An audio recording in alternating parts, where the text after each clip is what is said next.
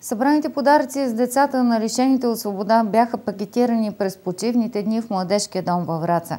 В разпределението и увиването на пакетите много активен беше 9-годишният Николас. Той работи наравно с организаторите и доброволците на БЧК. Подаръците на Ангелска елха тази година ще достигнат до 166 деца на възраст от няколко месеца до 16 години, чието бащи са в затвора във Враца.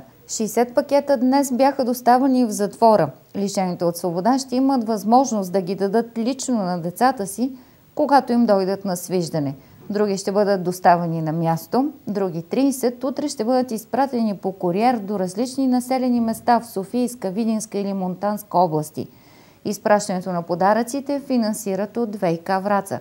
За разлика от миналата година, тази включилите се в благотворителната кампания дариха много играчки, занимателни и образователни игри, книги и по-малко дрехи. Подаръците са събрани от възпитаниците на детска градина Знаме на мира, началните училища Иванчо Младенов и Свети Софроний Врачански и от СОУ Христо Ботев. Много от дареното е от служителите на Търговско-промишлената палата във Враца.